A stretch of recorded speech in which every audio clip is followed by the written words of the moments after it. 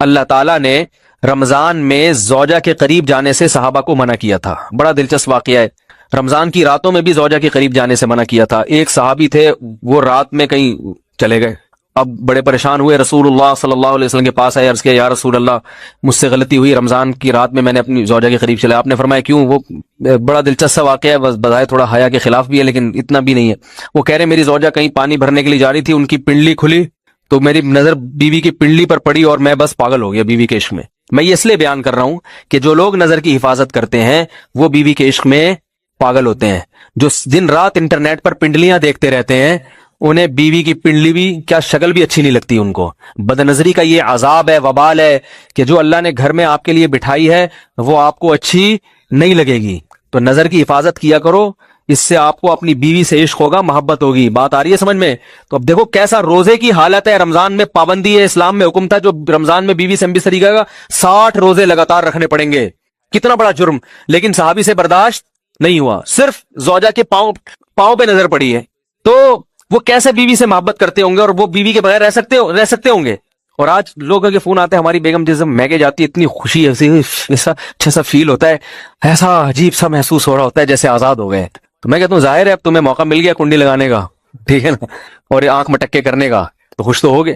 تو یہ بھی ایک عذاب ہے جو لبرل لوگ نے جس عذاب میں ڈالا ہوا ہے نا، اس میں عورت کے حقوق نہیں ہے. عورت کے حقوق نظر کی حفاظت میں اور عورت کے پردہ کرنے میں ہے. جب مرد باہر نکلے گا سب پردے میں ہوں گی تو آئے گا کس کے پاس؟ بیگم کے پاس ہی آئے گا. تو اتنے منہ کالا کرنے کے راستے کھول دیے ہیں تو ظاہر ہے پھر کامیاب ازدواجی زندگی نہیں ہوتی. تو نبی کے پاس آئے، عرض کیا یا رسول اللہ میں برداشت نہیں کر پایا. تو آپ مسکرا دیے. تو وہ نبی کے پاس گئے، یا رسول اللہ ایسے ہوا، مجھ سے غلطی ہو گئی. تو آپ نے فرمایا کیوں؟ فرمایا ایسا ہو گیا تھا.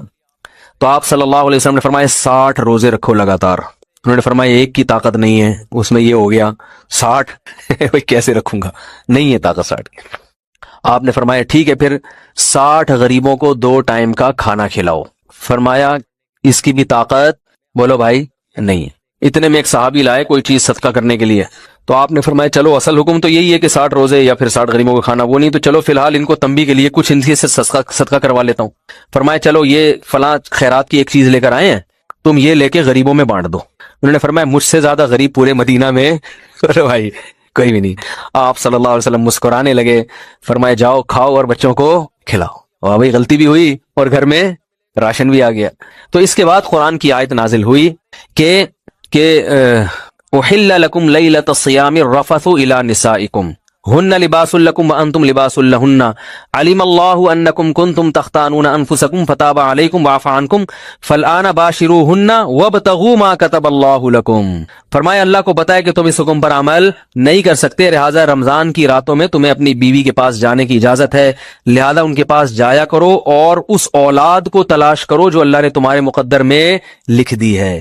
قرآن جہاں بھی بیوی سے ریلیشن قائم کرنے کی بات کرتا ہے اولاد کا ذکر لازمی کرتا ہے، یعنی تلاش کرو اس اولاد کو جو اللہ نے تمہارے لیے لکھ دی ہے. ما کتب اللہ لکم، ما کتب اللہ علیکم نہیں ہے. علا کا مطلب تمہارے خلاف، لکم کا مطلب تمہارے فائدے کے لیے. لام عربی میں نفع کے لیے آتا ہے، علا عربی میں ضرر اور نقصان کے لیے آتا ہے. فرمایا یہ نہیں کہ اس اولاد کو تلاش کرو جو بطور پینلٹی کے اللہ نے تمہارے متھے لگا دی ہے، جو اللہ نے تمہارے فائدے کے لیے لکھ دی ہے. اس سے پتہ چلتا ہے اسلام اولاد کی کثرت پہ کس قدر حریص ہے. بات آ رہی ہے اور بھی اس بارے میں آیتیں ہیں قرآن مجید کی، مگر میں اب زیادہ تفصیل میں نہیں جاؤں گا. کچھ آیتیں رہ گئی ہیں، کچھ احادیث رہ گئی ہیں، تو وہ انشاءاللہ پھر اگلے. تو ہم تو اب جو ہمارے اکابر اور علماء نے محنتیں کی ہیں اس کا پھل کھا رہے ہیں. ابھی محنتیں کرنے والے تو گزر گئے. کینیڈا میرا جانا ہوا، اس سے پہلے میں کینیڈا سے ہو کے آیا ہوں. میری ایک ملاقات ہوئی وہاں پہ ایک مولانا صاحب جو 40 سال پہلے کینیڈا گئے تھے. کہتے ہیں 40 سال پہلے حلال گوشت نہیں ملتا تھا، جو مسلمانوں کی اولادیں ہیں مرتد ہو چکی تھیں. تو وہ مولانا ہندوستان سے گئے کہ ان کا تعلق بھی دیوبند سے. کہتے ہیں میں نے وہاں جا کے جو انہوں نے محنت کی، بچوں کو اپنی گاڑی میں لینے جاتے، گھر میں مسجد میں لا کے قرآن پڑھا کے فری میں واپس پہنچاتے، کیونکہ لوگ اپنے بچوں کو قرآن پڑھانے کے لیے بھی تیار نہیں تھے. کئی مہینے کئی سال سبزیاں اور دال پہ گزارا کیا. مسلمان گزارا کر سکتا ہے دال پہ؟ مسلمان جس نے 4 شادیاں کرنی ہو، گوشت کھائے بغیر، گوشت کے بغیر اس کا گزارا نہیں ہوتا. تو وہ सब्जियां उबाली हैं लोगों ने अमेरिका, कनाडा में, जापान में, फिर उनकी मेहनतों से वहां हलाल गोश्त का रिवाज बढ़ा, दीन की बहारें। आज उन आलिम के शागिर्द बड़े हो गए हैं, बड़ा एहतराम करते, कहते हैं इन्होंने हमारा ईमान बचाया है, इन्होंने हमारा कुरान बचाया है। तो ये हमारे अकाबिर की मेहनतें हैं। बर्मा में, बांग्लादेश में, साउथ अफ्रीका में, सबके ताने बाने हिंदुस्तान से जाके मिलते हैं। मज़ाहिर उलूम दारुल उलूम देवबंद, जहां भी दुनिया में जाओ, जहां भी इतने मदरसे। मैं सबसे पहले 2015 में बर्मा आया, म्यांमार। बर्मा तो एक गैर मुस्लिम स्टेट है। मैं जब वहां गया, वहां मैंने बड़े बड़े मदरसे देखे, दीनी तालीम हो रही है, 8-8 साल के लिए बच्चे पढ़ रहे हैं वहां पे। तो मैंने पूछा भाई यहां दीनी तालीम और मस्जिदें कैसे आबाद हैं, इतनी बड़ी बड़ी मस्जिदें, इतने इमाम कहां से मिले, कहां से आए भाई? कोई मज़ाहिर उलूम से, देवबंद से एक मौलाना आए थे 50 साल पहले, कोई 60 साल पहले, उनकी मेहनतें। अफ्रीका में जाओ तो ये गुजराती लोग भी, कोई अल्लाह की अलग ही मखलूक है। जहां दुनिया में गए, मदरसा बनाया, मस्जिद बनाई, अपने खर्चे पे, अपनी तिजारत पे। दुनिया में हर जगह गुजराती मिलेंगे आपको, हर जगह। यहां भी है माशाल्लाह। गुजरातियों के जो जद्दे अमजद थे ना, जो दादा के परदादा, लगता है उनमें एक शादी का रिवाज नहीं था, क्योंकि पूरी दुनिया को गुजरातियों से भरना ये एक बीवी से मुमकिन नहीं है। एक हमारे जो केपीके के माशाल्लाह पश्तून हैं, सारी दुनिया में फैले हुए हैं। जो कौम भी जिंदा रहना चाहती है ना, उसको अपनी नस्ल बढ़ानी पड़ती है। बॉर्डर तोड़ के, मुल्क छोटा पड़े, बॉर्डर तोड़ के निकलते हैं। इटली जब मैं गया, मैं इटली गया तो मैंने वहां बांग्लादेशी साथी बहुत देखे। इतने मिलने आ रहे थे, बांग्लादेश के, ये बांग्लादेश के, ये बांग्लादेश के। वहां एक जनरल स्टोर में हम गए, मैंने साथियों से कहा कि मुझे यहां इटली में कोई बच्चा नजर नहीं आ रहा। अंग्रेजों का बच्चे होते हैं ना, पार्कों में होते हैं, कहीं पार्कों में तो आते ही वो लोग हैं ना जिनकी फैमिली होती है। मैंने कहा यहाँ नॉर्मल जगहों पे बच्चे नजर नहीं आते, हमारे तो आए, आपको बच्चे गली महलों में कितने नजर आएंगे खेलते हुए। मैंने कहा इटली में बच्चा मार्केट से क्यों स्टार्ट हो गया? तो मैं जब वहां गया, एक जनरल स्टोर में हमें दूर वॉकर में एक बच्चा नजर आया कि एक आदमी अपने बच्चे को लेके घूम रहा है। मैंने कहा चलो किसी एक अंग्रेज का बच्चा, तो अंग्रेज तो नहीं है वो लोग, इटली वाले, तो उनकी अलग जबान है। चलो बच्चा तो नजर आया। पार्कों में तो नजर आते हैं, लेकिन जनरल जगहों पे बहुत कम नजर आते हैं। मैं वहां गया तो देखा वो बांग्लादेशी साथी थे, अपना बच्चा लेके घूम रहे थे। वहां बांग्लादेश के लोग इतने ज्यादा, मुझे इटली में बांग्लादेश के लोग नजर आए। अब इटली वालों की नस्ल कम हो रही है, हकीकत है, ये हकीकत है। ये वहां की हुकूमत परेशान है, पता है आपको। इलाके के इलाके खाली हो गए, ये रिपोर्ट है। बहुत से इलाके इटली में वीरान। लोग कहते हैं कि नहीं हम तो गए हैं मिलान में, वहां तो बहुत पब्लिक है। भाई जो बड़े बड़े इलाके थे, शहर थे, आहिस्ता आहिस्ता वीरान होके खत्म। वो तो आबादी सिमट रही है ना। हमारे मुसलमान भाई बांग्लादेश वालों ने अपनी स्पीड अल्हम्दुलिल्लाह मेंटेन रखी हुई है। जापान में हमारे पश्तूनों ने, पठान भाइयों ने अपनी स्पीड पे कोई कॉम्प्रोमाइज नहीं किया। इटली में बांग्लादेशी साथियों ने, मैंने कहा, और 8 से 50 तो निस्वार भी मिल रही है जापान में, और चपली कबाब के होटल भी मिल रहे। समझ रहे? निस्वार जानते हैं आप लोग? वो नहीं यूं करके रखी जाती यहाँ पे, ये करके रखते हैं यहाँ। चलो कभी कराची आओ तो हम, अच्छा गुल बोलते हैं, चलो खैर, चलो जो भी बोलते हैं खैर। तो बड़ी मेहनतें की उलमा ने, और ये मेहनतें आज से नहीं हो रही। आदम अलैहिस्सलाम के जमाने से दीन को जिंदा रखने की मेहनत हो रही है। तो सोचने की बात है, क्या चीज थी इन अकाबिर ने जो मेहनतें की, खून पसीना बहाया, कोई उनका माली फायदा नहीं था इसमें। इतनी इतनी कुर्बानियां दी, पैगंबरों ने कुर्बानियां दी, सहाबा ने कुर्बानियां दी, ताबीईन ने कुर्बानियां दी, तब ताबीईन ने कुर्बानियां दी, मुहद्दिसीन ने कुर्बानियां दी, फुकाहा ने कुर्बानियां दी। तो इतनी कुर्बानियां क्यों देते रहे? एक मिनट खड़े रहने देना, खड़े रहने देना, कोई बात। तो इतनी कुर्बानियां क्यों दी हैं? मूसा अलैहिस्सलातु वस्सलाम ने कुर्बानी दी, किसके खिलाफ? फिरौन के खिलाफ। अल्लाह ताला ने हजरत मूसा अलैहिस्सलातु वस्सलाम को फिरौन के पास भेजा, और मूसा अलैहिस्सलाम को अल्लाह ने क्या फरमाया कि फिरौन से जाके कहना, क़ूला लहू क़ौलन लय्यिनन लअल्लहु यतज़क्करु औ यख्शा, शायद कि इसको नसीहत हासिल हो जाए, या शायद ही अल्लाह के अजाब से डर जाए। बनी इसराइल थे मोमिन, बनी इसराइल पैगंबरों पर ईमान रखते थे, गुलाम बन चुके थे। फिरौन गालिब आ गया था। दुनिया में बहुत सारी कौमें गुलाम बनती हैं, لیکن اللہ ان کی نجات کے لیے کسی پیغمبر کو نہیں بھیجتا رہا.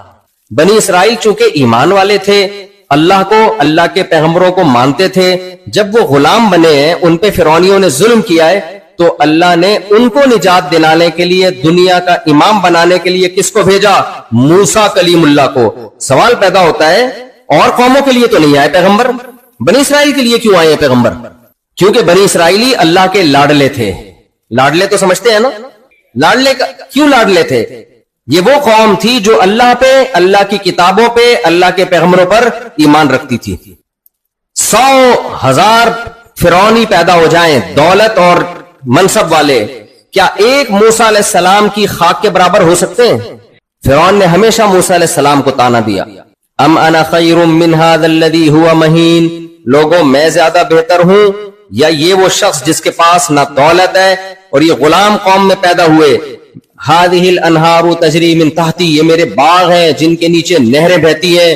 کس قدر موسیٰ علیہ السلام کو فرعون نے مختلف موقعوں پہ مختلف قسم کے تانے دیے اور کیا کچھ نہیں کہتا رہا، لیکن اللہ کو حضرت موسیٰ علیہ السلام سے اتنی محبت. قرآن میں جس پیغمبر کا سب سے زیادہ نام استعمال ہوا ہے وہ کون سے پیغمبر ہے؟ موسیٰ علیہ السلام. حالانکہ نہ دولت ہے اور نہ حکومت ہے، کچھ بھی نہیں. یہ جو تبلیغ والے کہتے ہیں نا ایمان ایمان ایمان، یہ مذاق تھوڑی کر رہے ہوتے ہیں.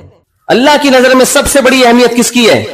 دیکھو مجھے ایک بات بتاؤ، آپ کے والد صاحب، آپ کے ابا کے 2 بیٹے ہیں، ہونے تو نہیں چاہیے، 8-10 ہونے چاہیے، لیکن اتفاق سے کتنے ہیں؟ اس میں تو میرا قصور نہیں ہے نا. ابا کے بیٹے کتنے ہیں؟ اتفاق سے 2 ہیں.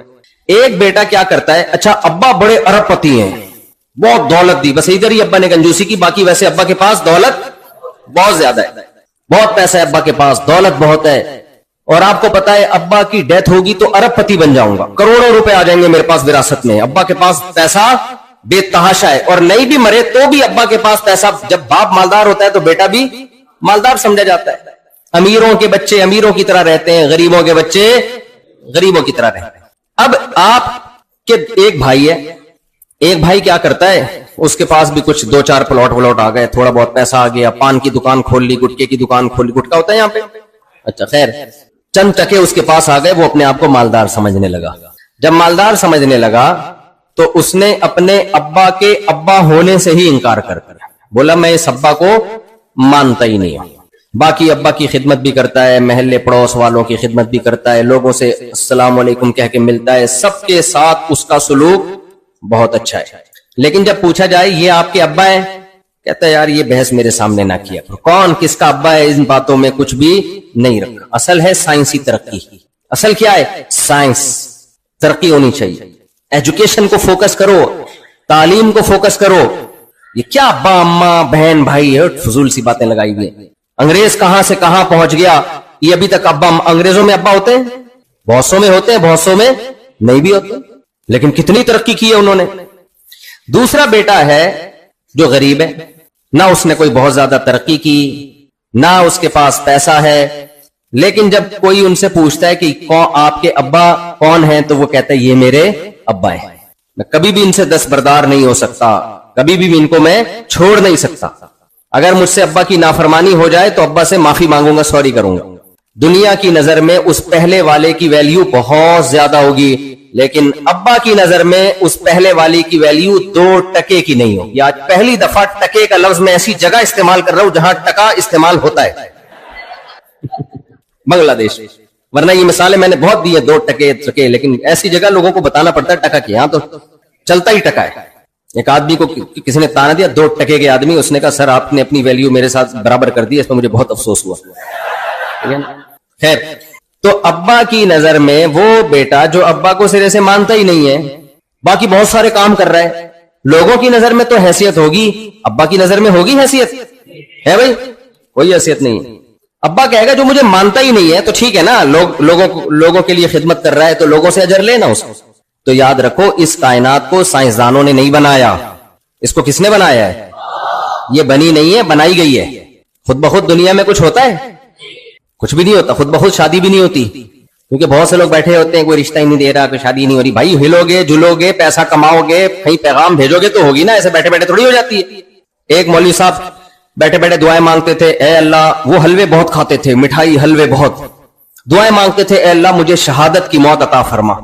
تو کسی نے کہا حضرت شہادت کے لیے بارڈر پہ جانا پڑتا ہے, حلوے میں بم رکھ کے کوئی بھی نہیں دیتا. سمجھ رہے کہ نہیں سمجھ رہے؟ کچھ کرنا پڑتا ہے. دنیا میں کوئی بھی کام خود بخود کبھی بھی نہیں ہوتا. یہ ہو نہیں سکتا یہ کائنات خود بخود بن گئی ہو, میں اور آپ خود بخود بن گئے ہوں. اس کائنات کو کسی نے بنایا ہے, اور بنانے والا کون ہے؟ اس کا نام کیا ہے؟ اللہ. خدا نے بنایا اس کائنات. آپ کہہ سکتے ہیں کہ بھائی ہم اللہ کو کیوں مانے, ہو سکتا ہے اللہ کے علاوہ معاذ اللہ کسی اور نے بنا دیا ہو. اس کا جواب یہ, بھائی ہم اس خدا کو مانیں گے نا جو ہم سے کلام کرتا ہے, جو ہمیں بتاتا ہے, جس نے قرآن نازل کیا, جس نے تورات اور انجیل کو نازل کیا, جس نے پیغمبروں کو بھیجا. اللہ کے علاوہ کوئی اور خدا ہے ہی نہیں جو اپنا انٹروڈکشن کرواتا ہو, اپنا تعارف کرواتا ہو. کیا خیال ہے بھائی؟ ہم اللہ سے پوچھتے ہیں اللہ تجھے راضی کرنے کے لیے کیا کرنا ہے؟ اللہ کہتے ہیں 5 نمازیں پڑھنی ہے. اے اللہ تو کن چیزوں سے ناراض ہوتا ہے؟ زنا سے ناراض ہوتا ہوں, شراب سے ناراض ہوتا ہوں, جوے سے ناراض ہوتا ہوں, سود سے ناراض ہوتا ہوں, چوری سے ناراض ہوتا ہوں. اے اللہ تو کس کا حق تو نے سب سے زیادہ رکھا؟ ماں کا حق اور باپ کا حق میں نے سب سے زیادہ رکھا. اے اللہ جب باپ مر جائے وراثت کیسے تقسیم ہوگی؟ وہ اللہ بتاتا ہے ایسے تقسیم ہوگی.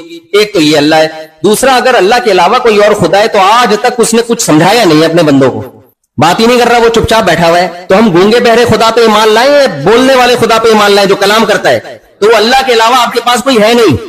مارکیٹ میں جب آپ کے پاس کوئی آپشن نہیں ہوتا تو جو ہوتا ہے وہی وہ ہوتا ہے آپ کے پاس. آپ کہتے ہو بھائی دیکھو, گھر میں فون کرتے ہو یہ چیز اتنے کی مل رہی ہے, اماں کہتی ہیں سستی لے آ, اماں اس دکان کے علاوہ کہیں اور نہیں مل رہی, تو اماں کہتی چل وہیں سے لے آ. تو جو چیز اویلیبل ہوگی وہی مانی جائے گی نا. ہم جس خدا پر ایمان رکھتے ہیں وہ کلام کرتا ہے, وہ اپنا تعارف کرواتا ہے. اللہ لا الہ الا هو الحی القیوم لا تأخذہ سنۃ ولا نوم. پوری اپنے بارے میں اس نے معلومات دی ہمیں, اور بندوں سے کبھی ڈسکنیکٹ نہیں ہوا. آدم علیہ السلام کے ذریعے اپنے بندوں سے رابطہ کیا, موسیٰ علیہ السلام کو پیغمبر بنا کے بھیجا, عیسیٰ ابن مریم کو پیغمبر بنا کے بھیجا, داؤد علیہ السلام کو, سلیمان علیہ السلام کو, یونس علیہ السلام کو, اور موسیٰ علیہ السلام کو, محمد صلی اللہ علیہ وسلم کو, ابراہیم علیہ السلام کو, اسماعیل علیہ السلام کو, یوسف علیہ السلام کو, یعقوب علیہ السلام کو, سب کو بھیجتا رہے تاکہ اللہ کا پیغام وہ اللہ کے بندوں تک پہنچاتے رہیں. تو یہ والے اللہ پہ ہی ہم ایمان لائیں گے, اس کے علاوہ کوئی اور گاڈ نہیں ہے جس پہ ہم ایمان لائیں, کیونکہ وہ ہوتا تو وہ اس طرح ہم سے کلام کرتا اور ہمیں اپنے بارے میں بتاتا. دیکھو مجھے ایک بات بتاؤ, آپ بچپن سے بڑے ہوئے, آپ جن کو ابا سمجھتے رہے, ڈیڈی پاپا کہتے رہے, ان کی خدمت کرتے رہے, وہ آپ کے گود میں اٹھا کے گھومتے رہے, آپ اسی 50 سال کے ہو گئے, آپ اسی میں. ایک دن آپ کے ابا کے بچپن کے دوست نے کہا کہ تمہارا ابا میں ہوں, یہ نہیں ہے, لہذا میرے ساتھ زندگی گزارو. آپ بولو گے میں 40 سال کے ساتھ 40 سال سے تو ان کے ساتھ گھوم رہا ہوں, میں 40-50 سال سے, اور یہ مجھے اپنے اولاد بھی کہتے ہیں اور میں ان کو اپنا ابا بھی کہتا ہوں. کاغذات میں بھی میں نے ان کو اپنا ابا کہہ دیا, اور اب بھی یہ مجھے اپنا بیٹا کہتے ہیں. پڑھایا لکھایا بھی انہوں نے, اور کاغذ میں بھی یہ میرے ابا ہیں. تو اتنے دن آپ خاموش کیوں رہے ہیں بھائی؟ آپ فوراً آتے نا, بولتے غلط, تم کی گود میں اٹھا رہے ہو, میرا بیٹا ہے میں گود میں اٹھاؤں گا. تو اگر وہ کوئی معقول جواب دے تو ٹھیک ہے, اگر معقول جواب نہ دے, بولے بس میں ویسے ہی چپ بیٹھا ہوا تھا, ویسے ہی. ڈاکٹر نے مجھے زیادہ بولنے سے منع کیا تھا, ڈاکٹر نے کہا تھا زیادہ بولنے سے گلا خراب ہوتا ہے. تو 40 سال تک میں بولا ہی نہیں اس چکر میں. آج میرا گلا ٹھیک ہوا ہے تو میں نے کہا. آپ اس سے کہہ رہے ہو بھائی آپ کا گلا کیا, آپ تو اتنی گھنٹے تقریریں کرتے ہو, گلا کیسے خراب ہے؟ یار وہ الگ بات ہے, لیکن یہ والی بات ڈاکٹر نے بولنے سے منع کی تھی. تو آپ مان لو گے اس باپ کا دعویٰ جو جھوٹا باپ ہے؟ کبھی بھی نہیں مانو گے. بولے ہٹ یہاں سے, دفاؤ. ہم جس اللہ پہ ایمان رکھتے ہیں وہ تو کلام کرتا ہے. آدم علیہ السلام کے زمانے سے لے کے کتابیں بھی نازل کر رہا ہے, احکامات بھی نازل کر رہا ہے. اور جو دوسرا خدا ہے, اگر کوئی ہے, وہ ہزاروں سال سے چپ بیٹھا ہوا ہے, یا تو اس کا گلا خراب ہے یا اس کو ڈاکٹر نے بولنے سے منع کیا ہے. تو ہمارے پاس اللہ کے علاوہ گاڈ, اللہ کے علاوہ ماننے میں ہمارے پاس کوئی آپشن ہے ہی نہیں. تو اللہ ہی کو ماننا پڑے گا ہمیں خدا. اس لیے یاد رکھو اسلام کا کانسیپٹ 2 اور 2 4 کی طرح کلیئر ہے, اس لیے ہم مسلمان ہیں. اسلام کے ساتھ کوئی مذہب پنپتا ہی نہیں ہے بھائی. اللہ کا تصور اتنا کلیئر, پیغمبروں کا تصور کلیئر ہے, تعلیمات 2 اور 2 4 کی طرح کلیئر ہیں. تو میرے اور آپ کے پاس اگر ہم مذہب کو فالو کرنا چاہیں تو اسلام کے سوا کوئی آپشن ہے ہی نہیں, کوئی اسلام کے ٹکر کا ہے ہی نہیں, تو ہم وہاں کیوں جائیں؟ تو اس لیے جو اللہ کو مانتے ہیں, جو اوریجنل خدا ہے, وہ کون ہے؟ اللہ. تو اللہ اپنے ماننے والوں کو, کوئی جمشید کا بیٹا ہو, جمشید نام کے لوگ ہوتے ہیں معذرت کے ساتھ, تو جو بیٹا جمشید صاحب کو مانتا ہوگا کہ میرے ابا ہیں, اور ایک بیٹا نہیں مانتا, تو دنیا تو شاید دوسرے کو سر پہ بٹھائے, لیکن ابا کی نظر میں اس کی کوئی ویلیو نہیں ہوگی. ابا اس کو پہلے اس کو مانیں گے جو ابا کو مانتا ہے, ابا کو نہیں مانتا تو ابا کہے گا بھائی تو ساری دنیا کو مانتا ہوں. اس لیے میرے بھائی, رنگ رلیوں پہ زمانے کی نہ جانا اے دل, یہ خزاں ہے جو بانداز بہار آئی ہے. کافر کی ترقی دیکھ کر کبھی کافر سے متاثر مت ہو. ہاں, اپنے اندر کوئی خامی ہے اس کو ضرور ٹھیک کرو, اور اس کے اندر کوئی خوبی ہے تو اس کو فالو کرو, مگر یہ مت سمجھو کہ کافر ترقی میں آ کے کامیاب ہو گیا اور اگر ہم ترقی نہ کر سکے تو ناکام ہو گئے. نہ ناکام. بعض دفعہ دنیا میں ظالم آدمی ترقی کر لیتا ہے, مظلوم ترقی میں پیچھے رہ جاتا ہے. تو معیار کامیابی کا یہ نہیں ہے کہ آپ کے پاس کتنا پیسہ, کتنی شہرت, کتنی دولت. اللہ, اس کے رسول صلی اللہ علیہ وسلم کی نظر میں کامیابی کا معیار آپ سے اللہ خوش ہے یا نہیں ہے. بس آپ اللہ کو مانتے کہ نہیں مانتے, اللہ آپ سے خوش ہے یا نہیں. آپ اپنے ویژن میں بھی اگر ناکام ہو جاؤ, اللہ خوش ہے تو بھی آپ کامیاب ہو. آج لوگ کیا کہتے ہیں, بھیا یہ بیچارہ اپنے ہدف میں, ویژن میں, گول میں کامیابی نہیں ہوا. کوئی بات نہیں. نبی صلی اللہ علیہ وسلم نے فرمایا بہت سے پیغمبر ایسے بھی آئے ہیں جنہوں نے دین کی دعوت کا کام شروع کیا اور ایک شخص بھی ایمان نہیں لایا اور ان پیغمبروں کو قتل کر دیا گیا. تو وہ آئے تھے دین کی دعوت کے لیے, ایک بندہ بھی ایمان نہیں لایا, تو دنیاوی لحاظ سے ان کا مشن کمپلیٹ ہوا نہیں ہوا. لیکن کیا پیغمبروں کو کوئی ناکام کہہ سکتا ہے؟ پھر بھی کامیاب تھے. کیوں؟ کون راضی تھا ان سے؟ اللہ راضی تھا. تو اس لیے ایمان بہت بڑی نعمت ہے, بہت بڑی نعمت. اور یاد رکھو, بعض چیزیں انسان کو بغیر محنت کے ملتی ہیں تو بھی وہ اللہ کی نعمت ہے, اگر نعمت ملی ہے. مجھے ایک بات بتاؤ, آپ کروڑ پتی باپ کے بیٹے تھے, اتفاق سے آپ کو ابا نے گھر سے نکال دیا, آپ نے دوسری شادی کی بات کی, ابا نے کک مار کے گھر سے, اسی وجہ سے نکالا جاتا ہے, اور تو کوئی معقول ریزن اب تک ذہن میں آئی نہیں, نکال دیا ابا نے کیا کر دیا. بیان خواتین بھی سن رہی ہیں معذرت کے ساتھ. تو آپ کو نکال دیا, لیکن شریعت کیا کہتی ہے, باپ مرے گا تو وراثت کس کو ملے گی؟ بال چاہے نالائق ہو چاہے لائق ہو, وراثت ملتی ہے شریعت میں. اب آپ کی محنت کے بغیر بیٹھے بیٹھے کروڑوں روپے, کروڑوں ٹکے آپ کے پاس آ گئے, آپ اس کے مالک بن گئے. آپ نے مفتی صاحب سے جا کے مسئلہ پوچھا کہ میں تو ابا کا نافرمان تھا, کیا یہ وراثت میرے لیے حلال ہے؟ مفتی صاحب کہیں گے بھائی ابا کا نافرمان تھا تو دعا مانگ, توبہ طائب کر, وراثت بہرحال حلال ہے. تو یہ نعمت آپ کو ملی آپ کی محنت سے یا بغیر محنت کے؟ بغیر محنت. تو یاد رکھو, جیسے دین کی, دنیا کی نعمت بعض مرتبہ بغیر محنت کے مل جاتی ہے, ایسے ہی دین کی نعمت بھی بعض دفعہ بغیر محنت کے مل جاتی ہے. دین کی نعمت بھی. ہم مسلمان ماں باپ کے گھر پیدا ہو گئے, غیر مسلم جب بیچارہ ایمان قبول کرتا ہے بہت محنت کرتا ہے, وہ قتل کی دھمکیاں. یہ جو غیر مسلم کہتے ہیں نا, براڈ مائنڈڈ ہوتے ہیں, جو مذہب قبول کر لو کچھ نہیں کہتے ہیں, نہ ایسا ہے نہیں. میں نے دیکھا ہے, میں مذاہب کے نام نہیں لوں گا کیونکہ مقصد کوئی نفرتیں پھیلانا نہیں ہے.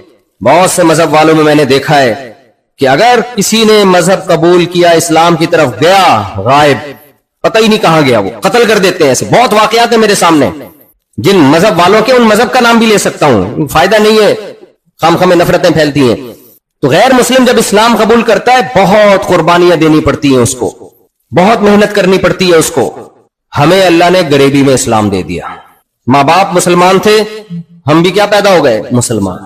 تو اب یہ نہیں کہہ سکتے کہ یہ اللہ کی نعمت نہیں ہے. بھائی بعض دفعہ فری پھوکٹ میں بھی نعمت بولو مل جاتی ہے. لیکن فرق کیا ہوتا ہے, جب فری پھوکٹ میں نعمت ملتی ہے تو وہی حشر ہوتا ہے جو فری کی وراثت کا ہوتا ہے, اور جب قربانی دے کے نعمت ملتی ہے تو وہی ہوتا ہے جو اپنا کمایا ہوا بزنس کا پیسہ ہوتا ہے. سمجھتے ہو کہ نہیں سمجھتے؟ میں نے بہت سے لوگ دیکھے ابا کی وراثت ملی, جن میں خود بھی ہوں, تجربوں کی بھیٹ چڑھا کے برباد, کیونکہ خون پسینہ لگا نہیں ہوتا, تو اس کو دے دیے پیسے, وہ بزنس کرے گا, رکشا خرید کے اس کو دے دیا, ٹیکسی خرید کے اس کو دے دی, ایک دکان کھول کے اس کو دے دی, سب نے برباد کر کے بیڑا غرق. ہمارے حضرت مفتی رشید احمد صاحب فرمایا کرتے تھے, اس زمانے میں کوئی کسی کو پیسہ دے تو یہ بے وقوف, اور جو لے کے واپس کر دے وہ اس سے بڑا بے وقوف. سمجھ رہے ہو؟ ایک صاحب میرے پاس آئے, مجھے کہنے لگے مفتی صاحب مجھے کہنے لگے مفتی صاحب جو کسی کو پیسہ دے وہ بیوقوف یہ سمجھ میں آتا ہے, لیکن جو لے کے واپس کر دے وہ اس سے بڑا بیوقوف کیوں؟ میں نے کہا جس کو یہ بات سمجھ میں نہیں آئی وہ ان دونوں سے بڑا بیوقوف. سمجھ رہے؟ اب مجھے نہیں پتا آپ لوگ کی سمجھ میں آیا کہ نہیں آیا. اگر نہیں آیا تو آپ ان تینوں سے بڑے بیوقوف.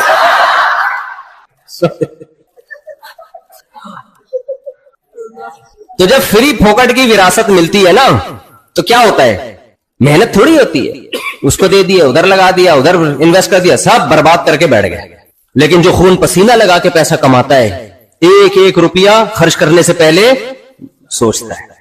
اس کے پاس جب کوئی آئے گا نا مجھے 1 کروڑ چاہیے, اب میری زبان پہ تو روپے چڑھا ہوا ہے نا, فی الحال روپے ہی چلانے دو, 1 کروڑ روپے چاہیے, میں بزنس کروں گا, آدھے پروفٹ تیرا آدھا میرا. اب آپ نے چونکہ 1 کروڑ خون پسینے سے کمایا ہے تو آپ اس کو جواب میں کہتے ہو تو اپنا 1 کروڑ روپے رکھ لگا لے اور پورا تیرا, پورا پروفٹ کس کا, مجھے آدھا دینے کی ضرورت ہی نہیں.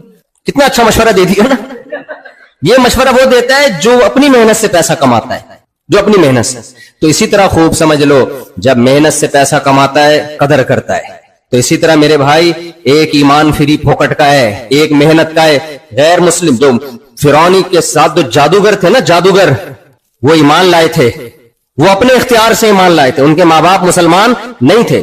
موسیٰ علیہ السلام کے مقابلے میں ہزاروں جادوگر آئے اور جب انہوں نے دیکھ لیا کہ موسیٰ علیہ السلام سچے پیغمبر ہے, فوراً القی السحرۃ سجداً, سب سجدے میں گر گئے اور کہنے لگے ہم رب العالمین پر, موسیٰ کے رب پر, ہارون کے رب پر ایمان لے کر آئے. فرعون نے دھمکی دی ہاتھ اور پاؤں کاٹ کے سولی پہ لٹکا دوں گا.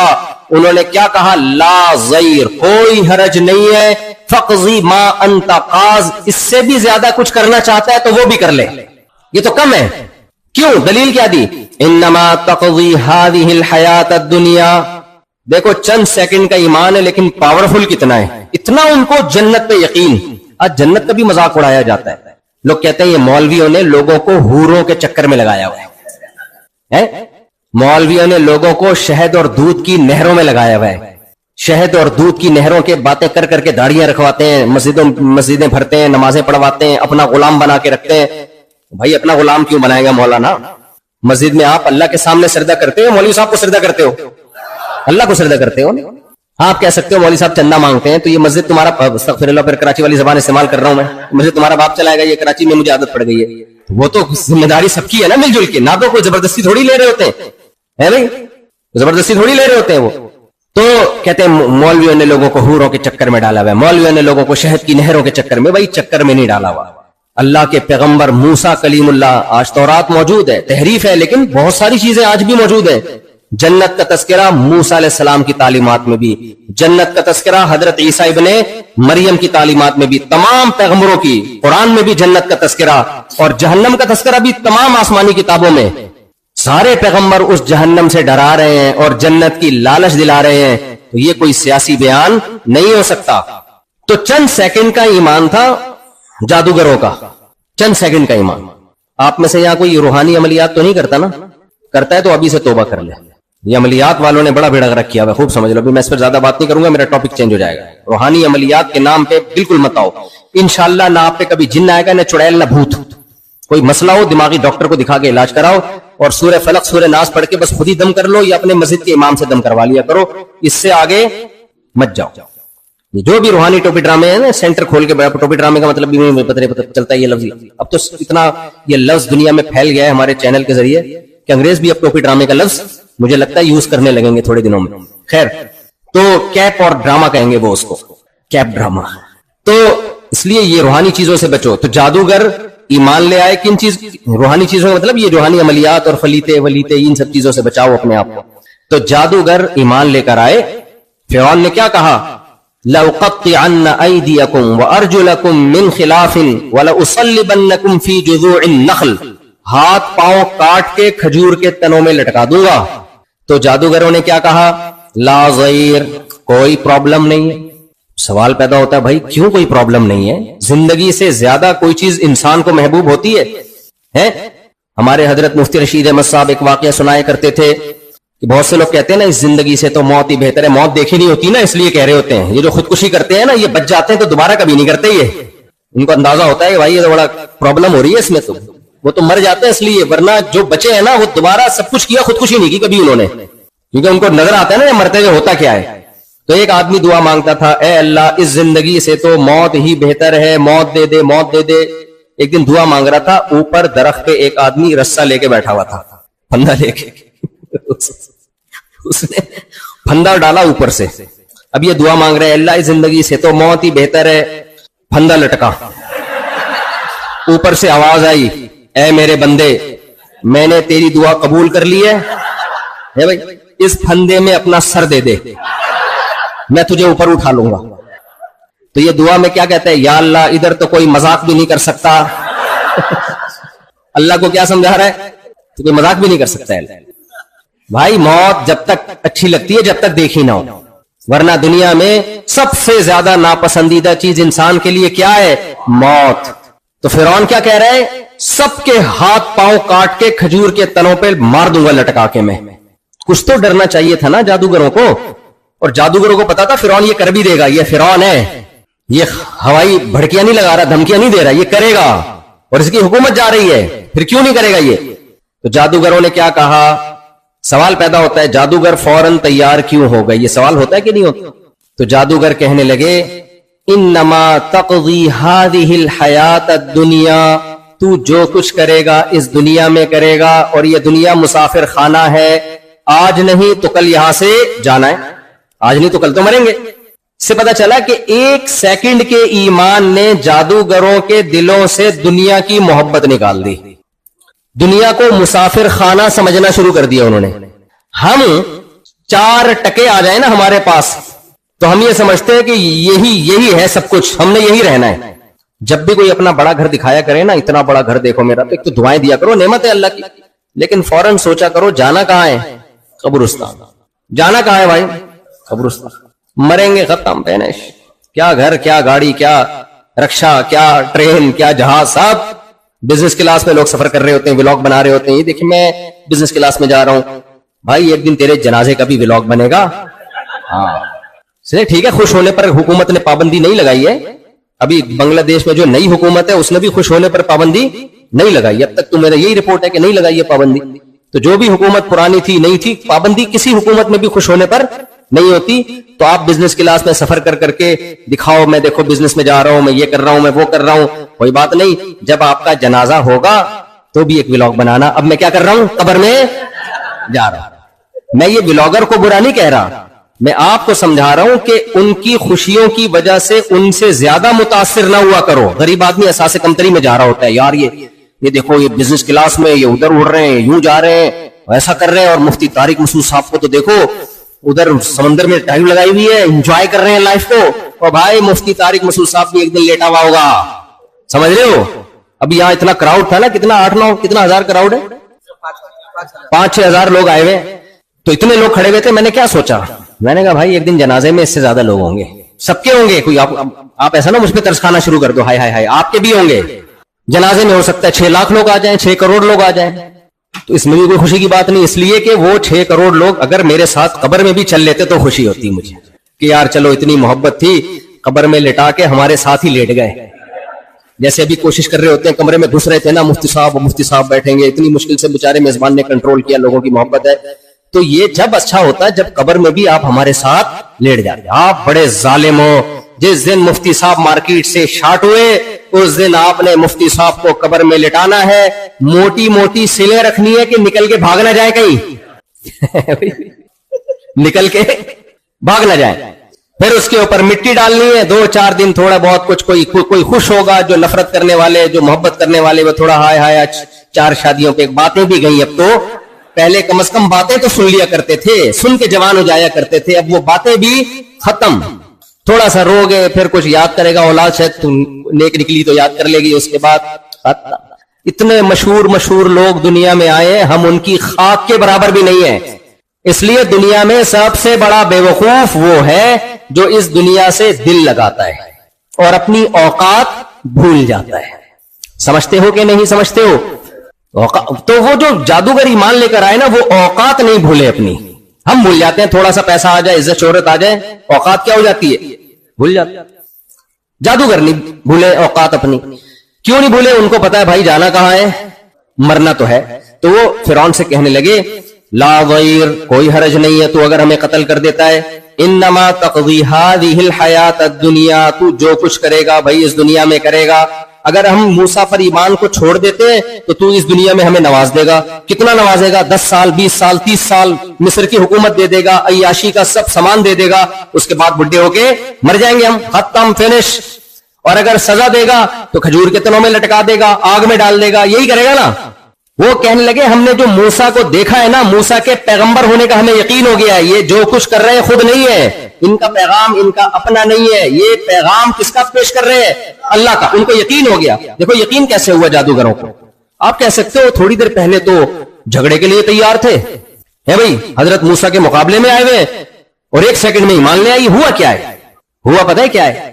हुआ यह है कि जादूगरों ने जब लाठियों को फेंका तो कुरान कहता है युखय्यलु इलैहि मिन सिहरिहिम अन्नहा तसआ, देखने वालों को मिसमरिज्म किया उन्होंने, उन पर मिसमरिज्म हुआ है। देखने वालों को ऐसा लगा कि ये लाठी नहीं बल्कि सांप है। कुरान ने ये नहीं कहा कि वो लाठियां हकीकत में सांप बन गई, एक दफा भी कुरान ने ये नहीं कहा। ऐसा दिमाग को कैप्चर किया उन्होंने। ये आमिल लोग कर रहे होते हैं, ये रूहानी है ना, ये कैप्चर करते हैं आपके दिमाग को। आपको जिन भी नजर आएगा, चुड़ैल भी नजर आएगी, भूत भी नजर आएगा, पता नहीं क्या क्या, कुछ भी नहीं हो रहा होता, खोपड़ी आपकी खराब कर देते हैं। ये कहते तुम्हारे साथ तुम्हारा हमजाद भी आया है, उनको बोला करो मैं टोटल यही हूं, यहां से लेके यहां तक, मुवक्किल, हमजाद, और ये पता नहीं ऐसे आदमी मुतासर होता है भाई। उलूम है भाई, इल्म नहीं है इनके पास। क्या है? उलूम। जिसके पास कुछ भी नहीं होता ना, वो फिर उलूम की बातें कर रहा होता है बैठ बैठ। तो ये दिमागों को कैप्चर कर देते हैं। तो जो मजबूत आसाब के लोग हैं उनके दिमाग को ये कैप्चर नहीं करते। अब मूसा अलैहिस्सलाम के को भी ऐसा लगा कि सांप, ये लाठियां सांप है, तो अल्लाह ने लगने दिया, वरना पैगंबर पे असर नहीं होता जादू का। लेकिन अल्लाह ने क्यों लगने लगा? ताकि मुकाबला तो हो ना, ताकि क्या हो? मुकाबला हो। बाज हिकमतों से असर हो जाता है, ताकि पता मुकाबला तो हो ना। तो अब कुरान के अल्फाज हैं, सबको ऐसा लगा जैसे ये लाठियां सांप हैं। युखय्यलु इलैहि, ख्याल का लफ्ज होगा ना, सुना है आपने उर्दू में। लेकिन जब हजरत मूसा ने लाठी को जमीन पे डाला है तो कुरान ये नहीं कहता कि ऐसा लगा कि ये सांप है, बल्कि हकीकत में वो सांप बन गई। फइज़ा हिय हय्यतुन तसआ अलक़ी मा फी यमीनिक तलक़फ़ मा सनऊ, ए मूसा ये सच्ची मुच्ची में लाठी अजदहा बनेगी और सबको खा जाएगी। जादूगर तो जानते थे ना कि मिसमरिज्म क्या होता है और हकीकत क्या होती है। देखो झूठी मूठी में कुछ भी दिखा दो आदमी को, अगर पता चले ये सच्ची मुच्ची में है, सच्ची मुच्ची में आपके किसी रिलेटिव का इंतकाल हो गया 1 महीना पहले, वो आपके पास आए, आप बोलोगे झूठी मूठी में शायद मुझे कोई ख्वाब आ रहा है, आंखें यूं यूं करोगे, यूं थप्पड़ मारोगे, अपने आप को मुतमईन करोगे, शायद यार हो जाता है इंसान को। बाज दफा पुराने लोग याद आते हैं तो तसव्वुरात की दुनिया में आ जाते हैं। अब्बा ने आके रख के एक चमाट लगा दिया आपको कि मैं तेरा अब्बा हूं, मैं जिंदा होके आ गया हूं। उसके बाद मेरे भाई अब्बा की कब्र में आप लेटे हुए होगे, क्या ख्याल है? मुर्दे को सच्ची मुच्ची में जिंदा देख लो तो गया ना, गए ना काम से, गए काम से भाई, आदमी खौफ से मर जाए। मैं अक्सर वाकया बताता हूं, हमारे एक जानने वाले ने कहा कि मेरा आधे धड़ को फालिज हो गया है, आधे धड़ को ही होता है, तो मेरा इलाज नहीं हो रहा। मुझे किसी ने कहा है कि फलां बाबे का मजार है, उनके मजार पे जाओ तो वो बाबा वो सही कर देंगे, उनको अल्लाह ने इख्तियारात दिए। मैंने कहा उस बाबे के तो दोनों धड़ काम नहीं कर रहे हैं, तभी तो वो बेचारे कब्र में गए हैं। अगर उसका आधा धड़ काम कर रहा होता कब्र में डालते। जिसके दोनों धड़ काम नहीं कर रहे वो तुम्हारा आधा धड़ कैसे ठीक करेगा? मुशरिक के पास ना अकल नहीं होती, खूब समझ लो, खोपड़ी के अलावा सब कुछ होता है मुशरिक के पास, अकल नहीं होती। तो भाई अल्लाह से मांगो, अल्लाह हाजात को पूरी करता है। तो खैर, तो जादूगरों ने देखा कि मूसा अलैहिस्सलाम ने जो लाठी को सांप बनाया तो ये लाठी क्या सच्ची मुच्ची में क्या बन गई? सांप। वो कहने लगे कि ये नामुमकिन है कि कोई हकीकत में लाठी को सांप बना दे, ये मूसा का काम नहीं है अलैहिस्सलाम, ये किसका काम है? अल्लाह का। इसलिए फाउल की कुरान में फा है ताकीब माल वसल के लिए, उलमा समझते हैं इसका मतलब फौरन एक काम हो, और उल्किया का मतलब फेले मजहूल है। रिफ्लेक्ट एक्शन का नाम सुना होगा ना आपने, गैर शऊरी हरकत, बास चीजें लाशऊर में एकदम कर लेता है आदमी। तो लाशऊरी तौर पर उन्होंने कहा भाई अब हमारे पास मूसा को पैगंबर माने बगैर कोई चारा नहीं है, फौरन धड़ाम से सिरदे में गिरे कि हम आपके रब पर ईमान ले आए। तो जब ईमान लाए हैं, ये इसलिए नहीं कि उनके अब्बा मुसलमान और उनकी अम्मा मुसलमान, देखा ایمان لائے, فوراً قربانی دینے کے لیے تیار. کیونکہ موسیٰ علیہ السلام کی باتیں تو سن چکے تھے پہلے, کفر کی حالت میں بھی سن چکے تھے, لیکن شک میں تھے کہ پتہ نہیں یہ صحیح کہہ رہے ہیں غلط کہہ رہے ہیں.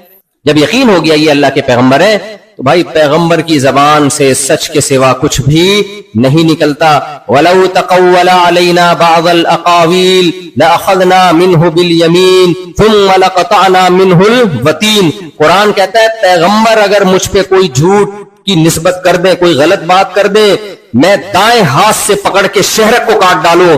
پیغمبر کی یہ مجال نہیں ہے, پیغمبر کے لیے ممکن نہیں ہے کہ وہ کوئی ایسی بات کرے جو اللہ کی نہ ہو, لیکن اس کی نسبت کس کی طرف کر دے؟ اللہ کی طرف کر دے. تو جادوگروں نے دیکھ لیا تھا کہ موسیٰ علیہ السلام نے بتایا کہ جو اللہ کے لیے قربانی دیتا ہے جنت ملتی ہے, جو کفر پہ مرے گا, نافرمانی پہ مرے گا, کہاں جائے گا؟ جہنم میں. پہلے شک تھا, اب کیا ہو گیا؟ یقین. اب جب جنت کا یقین ہو گیا تو پھر ہماری طرح کا لنگڑا لولا ایمان نہیں ہے. ہماری طرف ہم پتہ کیسا ایمان, ٹرائی کر کے دیکھو, دین پہ چلو, اگر آخرت ہو گئی تو کامیاب ہو جائیں گے, نہیں ہوئی تو چلو ختم. نہ یہ نہیں ہے. جادوگروں نے کہا انما تقضی هذه الحیات الدنیا, تو جو کچھ کرے گا اس دنیا میں کرے گا. کیا ہو گیا بھائی؟ بیٹھ جائیں بھائی, بیٹھ جائیں, پیچھے بھی لوگ دیکھ رہے ہیں نا, بیٹھ جائیں, پیچھے لوگ بیٹھ جائیں, شاباش, بیٹھ جائیں, شاباش, شور نہیں کریں. تو جادوگروں نے کیا کہا, بس میں بات کو سمیٹ رہا ہوں جلدی سے نا, ہاں بس ٹاپک بھی مکمل ہو رہا ہے میرا. کیا کون سے والے؟ اچھا, تو دیکھو کیا کہا جادوگروں نے, انما تقضی هذه الحیات الدنیا, تو جو کچھ کرے گا اس دنیا میں کرے گا. کتنا کر لے گا, ترقیاں کتنی دے دے گا, سزائیں کتنی دے دے گا. انا آمنا بربنا لیغفر لنا خطایانا وما اکرہتنا علیہ من السحر. ہم جب اللہ پہ ایمان لائیں گے تو اللہ جو کچھ ہمیں دے گا تو اس کا تصور بھی نہیں کر سکتا. اللہ کیا دے گا ہمیں؟ سب سے پہلے اللہ ہمارے کفر میں جو ہم نے گناہ کیے سب معاف کر دے گا. ایمان کی برکت کیا, ایمان لاتے ہی الاسلام یہدم ما کان قبلا, پچھلے سارے گناہوں کی دیوار کو گرا دیتا ہے. دوسرا, ہم نے کلیم اللہ کے کلیم سے مقابلہ کیا ہے. اس کا تقاضا تو یہ تھا ہم پہ فوراً عذاب آ جاتا کہ ہم پیغمبر کے مقابلے میں آئے. ہم ایمان لائیں گے, اللہ یہ گناہ بھی ہمارا معاف کر دے گا. دیکھو جس کے دل میں ایمان ہوتا ہے نا اس کو مغفرت کی بہت فکر ہوتی ہے. آج لوگ آتے ہیں مختلف مسائل لے کر, مفتی صاحب میرے ساتھ یہ مسئلہ چل رہا ہے اس کے لیے دعا کریں, مفتی صاحب میرے ساتھ کاروبار نہیں چل رہا یہ دعا کریں, مفتی صاحب میرے گردے میں پتھری ہو گئی ہے دعا کریں, مفتی صاحب میرے گھٹنے کے مسئلے چل رہے ہیں دعا کریں, وغیرہ وغیرہ. ایسے بہت کم لوگ ہوتے ہیں جو کہتے ہیں مفتی صاحب آپ دعا کرو اللہ میرے پچھلے سارے گناہوں کو معاف کر دے. ہمارے نبی کے پاس زیادہ کیسز یہ والے آتے تھے, آخرت والے. اور ہمارے نبی بھی جب صحابہ کو کسی عمل پہ ترغیب دینا ہوتی نا تو آپ فرماتے یہ کام کرو اس سے گناہ معاف ہوں گے, یہ کام کرو اس سے گناہ معاف. آج ہم جب کسی کو کسی عمل کی ترغیب دیتے ہیں یہ کام کرو پیسے میں برکت ہوگی, یہ نیکی کا کام کرو صحت اچھی ہوگی, روزہ رکھو کولیسٹرول کم ہوگا, ہے بھائی. صحابہ کو ترغیب دینے کے لیے حالانکہ وہ گناہ نہیں کرتے تھے, وجہ کیا تھی؟ ان کو پتا تھا مغفرت اللہ کی نعمتوں میں سے سب سے بڑی نعمت ہے. قیامت کے دن معافی تلافی ہو جائے اس سے بڑی کوئی نعمت ہو نہیں سکتی ہے.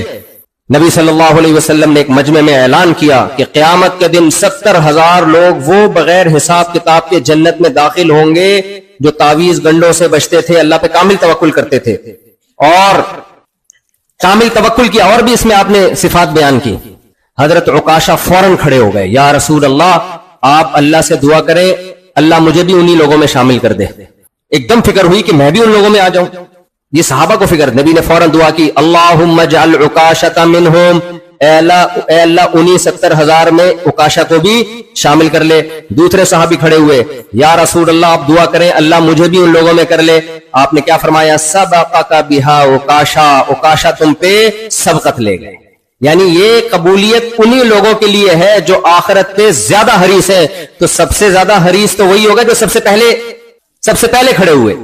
تو یہ صحابہ کرام کی کیفیت تھی. آج وظیفے پڑھ رہے ہیں میرا فلاں کام ہو جائے, میرا یہ والا کام ہو جائے. بھائی اپنے آپ کو اللہ کے حوالے کر دو, اللہ کو راضی رکھنے کے لیے ذکر کیا کرو. آخرت میں دنیا بھی مانگو اللہ سے لیکن آخرت زیادہ مانگو, اللہ کی رضا کی فکر زیادہ کرو. اللہ آپ کے کام خود ہی بنائے گا, نہیں بھی بنے تو صبر کی توفیق دے دے گا اس میں. اب دیکھو جادوگروں کا کام بنا یا دنیا کے لحاظ سے بگڑا یا کام.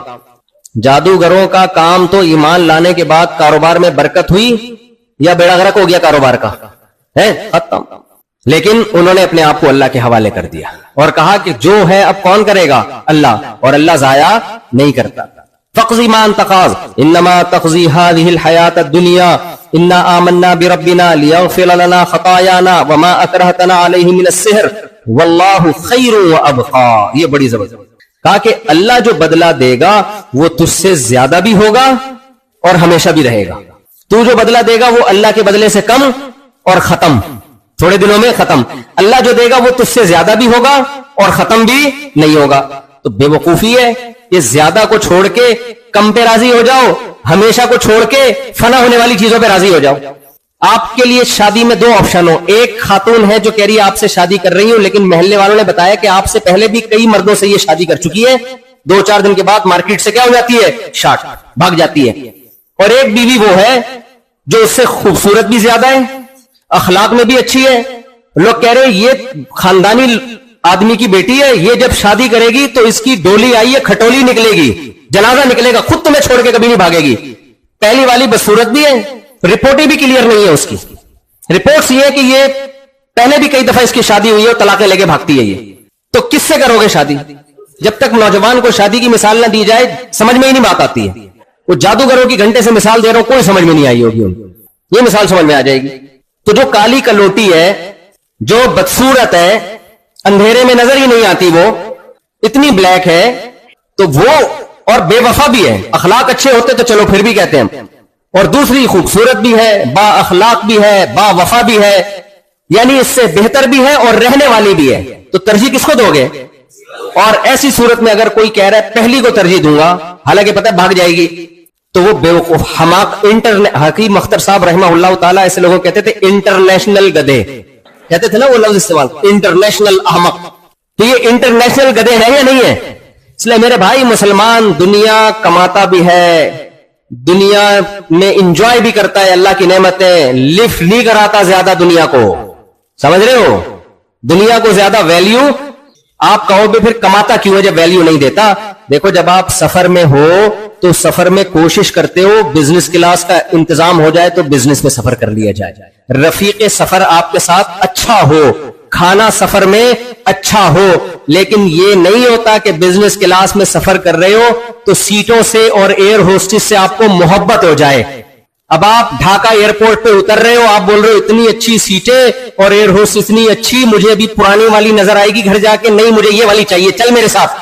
اور رو رہے ہو، اور لوگ کہہ رہے ہیں کیوں رو رہا ہے؟ آپ اپنی بیوی کی اور ایئر ہوسٹس کی تصویر لگا کے دکھا رہے، دیکھو یار رو نہیں، اس سے بچھڑ رہا ہوں میں. تو لوگ کہیں گے کیا کمبخت تجھے پتا نہیں تھا کہ یہ مسافر خانہ ہے، یہ جہاز ہے، اس میں تو سب اتر جاتے ہیں.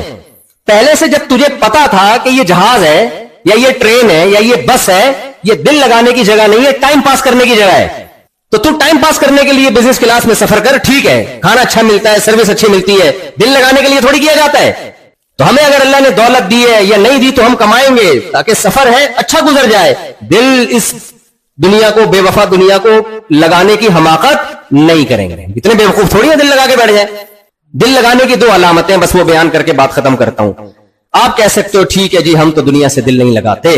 بھائی دل لگانے کی 2 علامتیں. نمبر 1، آپ دنیا کو اگر آخرت پہ ترجیح دیتے ہو نا تو اس کا مطلب آپ دنیا سے دل لگاتے. بعض مواقع ایسے آئیں گے، ایک طرف اللہ رسول کا حکم ہوگا، ایک طرف دنیا ہوگی. جماعت کی نماز ہے اور کسٹمر دکان پہ کھڑے ہوئے، اللہ کہہ رہے ہیں مسجد میں آؤ، کسٹمر کہہ رہے ہیں سودا دو، اور آپ کسٹمر کو چھوڑ کے مسجد میں آ جاؤ، تو اس کا مطلب آپ نے دنیا سے دل نہیں لگایا.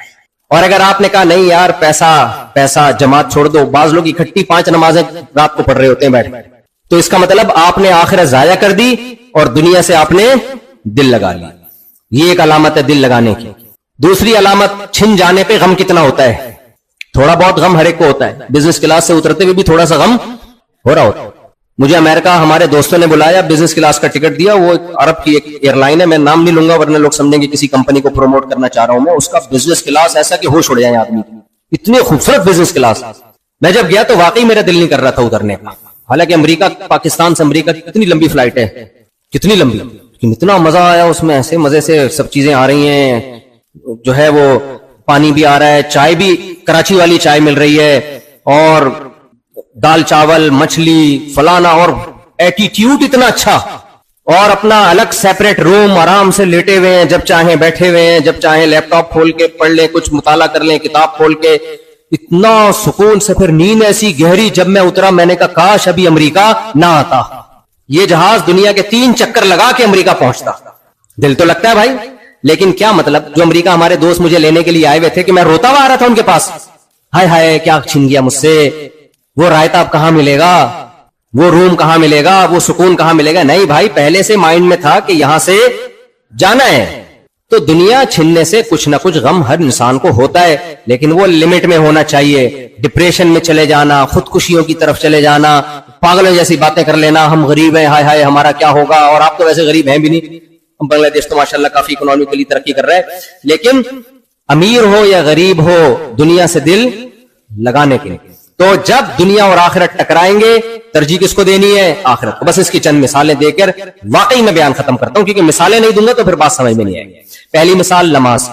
نماز کے لیے آؤ گے, شیطان کھینچے گا آپ کو, دل کھینچے گا آپ کو, دکان کھینچے گی. آپ نے دنیا کو لات مارنی ہے اور نماز قائم کرنی ہے. کریں گے کہ نہیں کریں گے؟ نمبر 2, خواتین بھی بیان سن رہی ہیں. دل آج کل کسی کا نہیں کرتا عورت کا پردہ کرنے. پہلے زمانے میں جو عورت پردہ نہیں کرتی تھی لوگ عزت کی نگاہ سے دیکھتے ہی نہیں تھے. اب جو پردہ نہیں کرتی لوگ کہتے ہیں لگتا ہے کسی ایجوکیٹڈ فیملی سے ان کا تعلق. پڑھی لکھی خواتین, جتنی دولت آئے گی کپڑوں کا سائز اتنا ہی چھوٹا. آج مالدار عورت کے کپڑوں پہ پیسہ تو لگ رہا ہے, کپڑا نہیں لگ رہا. ایسا ہی ہے نا, مالدار عورت کے لباس پہ پیسہ لگ رہا ہے, کپڑا نہیں لگ رہا.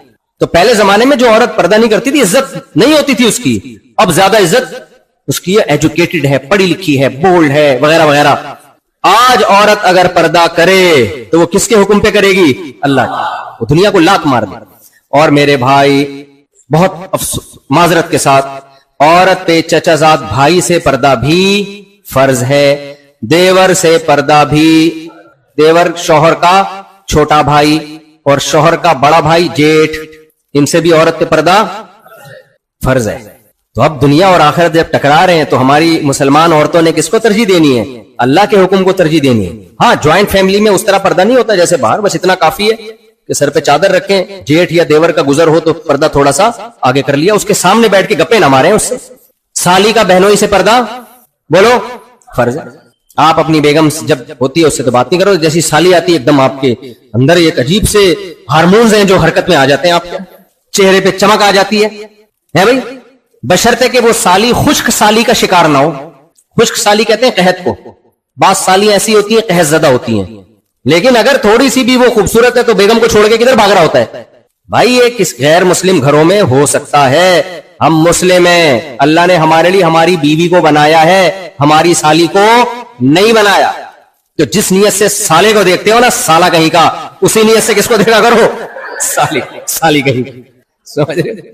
تو سالے کے لیے تو عجیب سے جذبات ہوتے ہیں, سالہ پھر آ گیا, اور سالی آئے تو ماشاءاللہ بڑے دنوں بعد آئی, اس کے لیے کیا ہوتے ہیں؟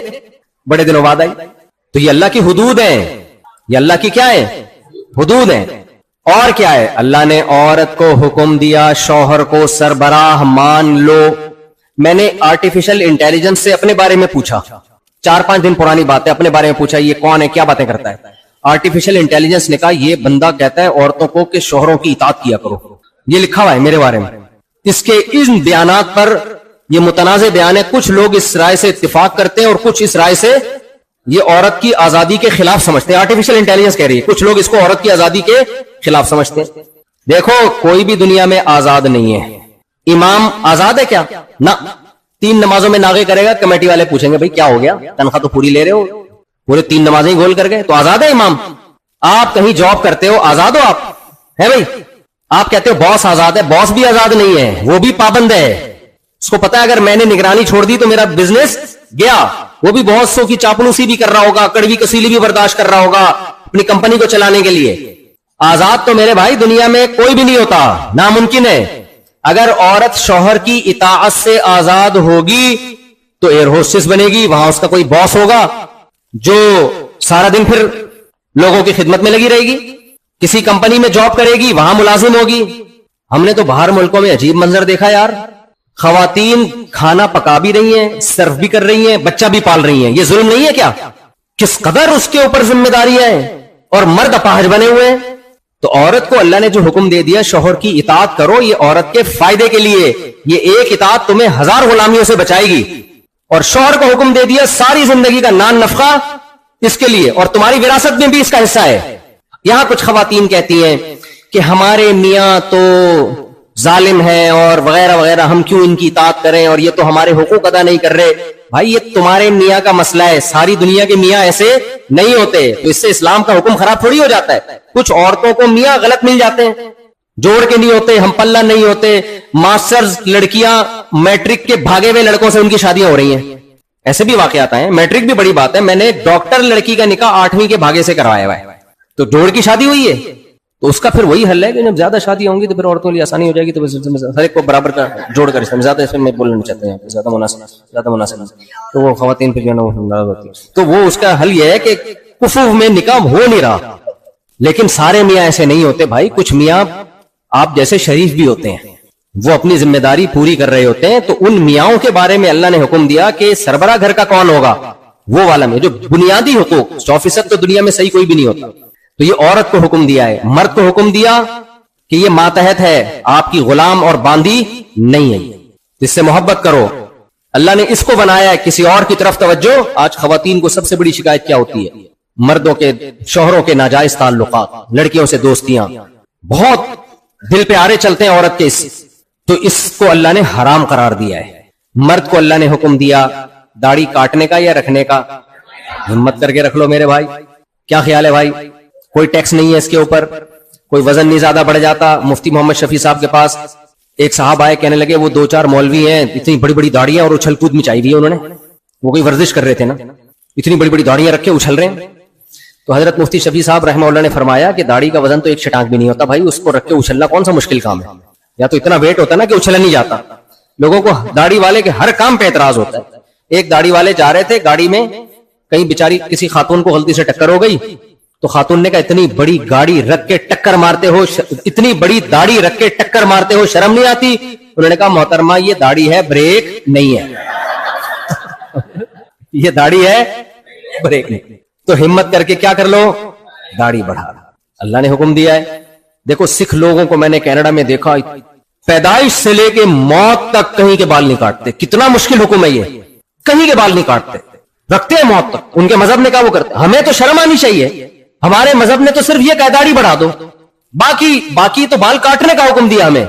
سر کے بال میں اجازت دے دی, کاٹو رکھو تمہاری مرضی ہے. صرف ایک حکم دیا داڑھی بڑھا دو. تو کیا جا رہا ہے بھائی, اس میں کون سی ٹینشن ہے؟ تو ہمت کر کے رکھ لو. یہ ہلکا حکم نہیں ہے, اب پیغمبر کا آرڈر ہے یہ. اور اللہ نے ہمیں حکم دیا سود مت کھاؤ. اللہ نے ہمیں حکم دیا چوری مت کرو. اللہ نے ہمیں حکم دیا معاہدوں کی پابندی کرو, جھوٹ مت بولو. یہ بہت سارے احکام ہیں, میں نے تو موٹے موٹے. اور ایک آخری حکم جس میں آج نوجوان بہت مبتلا ہیں, بے حیائی. اللہ نے ہمارے لیے عورت کے پاس جانے کے لیے نکاح کے علاوہ کوئی اور راستہ نہیں رکھا. فحش فلمیں دیکھ کے اپنی خواہش پوری کرنا, لڑکیوں سے دوستیاں لگانا, نائٹ کلبوں میں جانا, ڈانس پارٹیوں میں جانا, کسی بھی طرح سے عورت سے ریلیشن قائم کرو گے, دنیا کی تھوڑی دیر کی لذت مل جائے گی, آخرت آپ سے ہمیشہ کے لیے روٹھ جائے گی. مسلمان عفیف اور پاک دامن ہوتا ہے, اپنا دامن غیر عورتوں سے داغدار نہیں کرتا. تو اللہ تعالیٰ سے دعا ہے جو کچھ کہا اللہ مجھے بھی آپ سب کو اس پر عمل کی توفیق عطا فرمائے. جو کمی کوتاہیاں ہو گئی اللہ تعالیٰ معاف فرمائے. آپ لوگ مسافے کے لیے آگے نہ بڑھیں, رش بہت زیادہ ہے, نکلنے میں بہت مشکل ہوگی. تو اس لیے بہتر یہی ہوتا ہے کہ نہ خود تکلیف میں آئے نہ دوسروں کو تکلیف دیں. دعا میں نے کر لی ہے, پھر کبھی ہاتھ اٹھا کے بھی دعا مانگ لوں گا. اللہ سب کو دنیا اور آخرت کی برکتیں دے, ہر طرح کی پریشانیوں سے غموں سے اللہ ہم سب کو بچا کے رکھے.